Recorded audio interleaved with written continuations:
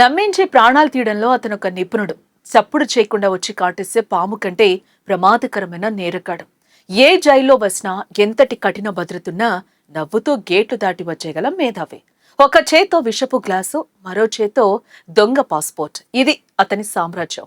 అంతర్జాతీయ పోలీసుల నిద్ర చెడగొట్టి భారతదేశంతో పాటు యావత్ ఆసియా ఖండాన్ని దశాబ్దాల పాటు వణికించిన ఆ మోస్ట్ వాంటెడ్ సీరియల్ కిల్లర్ ఎవరో తెలుసా?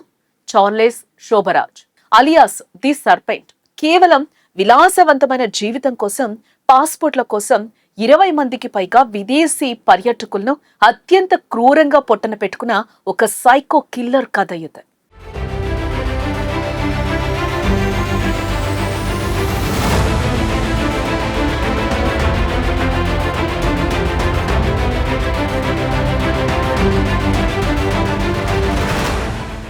భారతదేశ చరిత్రలోనే కాకుండా అంతర్జాతీయ నేర ప్రపంచాన్ని దశాబ్దాల పాటు వణికించిన most wanted serial killer Charles Sobhraj జీవితం ఒక భయంకరమైన నేరాల సముద్రం. 1944 ఏప్రిల్ 6న వియత్నాంలో ఒక భారతీయ తండ్రికి, వియత్నాం తల్లికి జన్మించిన చార్లెస్ చిన్నతనం నుంచే తీవ్రమైన అభద్రతా భావం మరియు నేర ప్రవృత్తితో పెరిగాడు. ఆ తర్వాత ఫ్రెంచ్ పౌరసత్వం పొందిన అతను 1970ల కాలంలో ఆసియా దేశాలైన థాయిలాండ్, భారతదేశం, నేపాల్లో తన క్రూరమైన హత్యాకాండను ప్రారంభించాడు. ముఖ్యంగా పాశ్చాత్య దేశాల నుండి వచ్చే పర్యాటకులను లక్ష్యంగా చేసుకుని వారితో చాలా స్టైలిష్గా ఇంగ్లీష్, ఫ్రెంచ్ భాషల్లో మాట్లాడుతూ స్నేహం చేసేవాడు. ఆ తర్వాత వారి నమ్మకాన్ని చూరగొని వారి ఆహారంలో తీవ్రమైన డ్రగ్స్ లేదా విషం కలిపి స్పృహ తప్పేలా చేసి దారుణంగా హత్య చేసేవాడట. చార్లెస్ షోబరాజ్ చేసిన హత్యల పద్ధతి అంతర్జాతీయ పోలీసులకే సవాల్. పట్టుకోవడం కూడా చాలా కష్టం. థాయిలాండ్లోని పటాయా బీచ్ పరిసరాల్లో ఇతను చంపిన పలువురు విదేశీ మహిళల మృతదేహాలు బికినీలు ధరించిన స్థితిలో దొరకడంతో ప్రపంచ మీడియా ఇతనికి బికినీ కిల్లర్ అని పేరు పెట్టేసింది. అంతేకాకుండా బాధితులను చంపిన తర్వాత వారి విలువైన వస్తువులు, డబ్బుతో పాటు ముఖ్యంగా వారి పాస్పోర్ట్లను దొంగలించేవాడు. ఆ పాస్పోర్ట్లపై ఉన్న ఫోటోలను మార్చి సరిహద్దు అధికారుల కళ్లు గప్పి ఒక దేశం నుండి మరో దేశానికి సులువుగా పారిపోయేవాడు.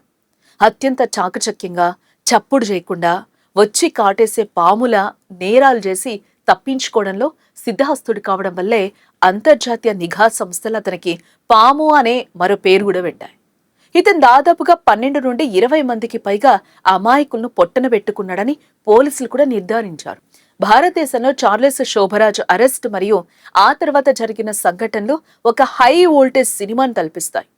జూలై 1976లో ఢిల్లీలోని ఒక విలాసవంతమైన హోటల్లో దాదాపు 60 మంది ఫ్రెంచ్ విద్యార్థుల ముఠాకు ఒకేసారి విషపు మాత్రలిచ్చి దోచుకోవడానికి ప్రయత్నించినప్పుడు కొందరు విద్యార్థులు అప్రమత్తమై పోలీసులకు పట్టించడంతో చార్లెస్ మొదటిసారి భారత్లో దొరికిపోయాడు. అతనికి ఢిల్లీలోని అత్యంత భద్రత గల తిహార్ జైల్లో శిక్ష పడింది. అయితే తన శిక్షాకాలం ముగిసే సమయానికి థాయిలాండ్ పోలీసులు తనను అప్పగించారని కోరుతున్నారని, అక్కడ తనకు ఉరిశిక్ష పడుతుందని చార్లెస్కు తెలుసు. దాని నుండి తప్పించుకోవడానికి 1986లో జైల్లోనే తన పుట్టినరోజు పార్టీ నెపంతో కాపలాదారులందరికీ నిద్రమాత్రలు కలిపిన స్వీట్స్, పండ్లు తినిపించి చాలా కూల్గా జైలు నుండి పారిపోయాడు. కానీ పారిపోయిన 22 రోజులకి గోవాలోని ఒక రెస్టారెంట్లో Mumbai crime branch inspector Madhukar Zende అతన్ని గుర్తుపట్టి సాహసోపేతంగా మళ్లీ అరెస్ట్ చేశారు. నిజానికి థాయిలాండ్ వారెంట్ కాలపరిమితి ముగిసే వరకు భారత్ జైల్లోనే సేఫ్గా ఉండాలనే వ్యూహంతోనే చార్లెస్ కావాలని దొరికిపోయాడనే ప్రచారం కూడా ఉంది. భారతదేశంలో సుదీర్ఘ కాలం జైలు శిక్ష పూర్తి చేసుకుని 1997లో విడుదలైన చార్లెస్ ఫ్రాన్స్ దేశానికి వెళ్లిపోయాడు. అక్కడ మీడియా ఇంటర్వ్యూస్ ఇస్తూ విలాసవంతమైన జీవితాన్ని గడిపిన అతను తన మితిమీరిన అహంకారంతో 2003లో మళ్లీ నేపాల్ దేశంలో అడుగుపెట్టాడు.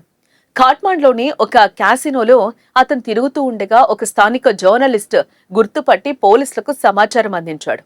1975లో నేపాల్లో 2 పర్యాటకులను దారుణంగా హత్య చేసిన పాత కేసు ఇతనిపై అక్కడ బలంగా ఉండడంతో నేపాల్ అత్యున్నత న్యాయస్థానం అతనికి జీవిత ఖైదు విధించింది. ఆ జైలు జీవితంలోనే తనకంటే 44 ఏళ్లు చిన్నదైన నిహితా బిస్వాస్ అనే నేపాల్ యువతిని పెళ్లాడి అతను ప్రపంచవ్యాప్తంగా మరోసారి సంచలనం సృష్టించాడు. చివరకు దాదాపు 19 ఏళ్ల జైలు శిక్ష తర్వాత 78 పైబడటం మరియు గుండె శస్త్రచికిత్స అవసరం అవ్వడంతో నేపాల్ సుప్రీంకోర్టు మానవతా దృక్పథంతో డిసెంబర్ 2022లో అతన్ని విడుదల చేసి ఫ్రాన్స్కు పంపించేసింది. ప్రస్తుతం పారిస్లో నివసిస్తున్న ఈ కరుడుగట్టిన నేరస్తుడి జీవిత కథ ఆధారంగా నెట్ఫ్లిక్స్ నిర్మించిన ది సర్పెంట్ వెబ్ సిరీస్ నేటికి డిజిటల్ ప్లాట్ఫామ్ల్లో విపరీతమైన ఆదరణ పొందుతోంది.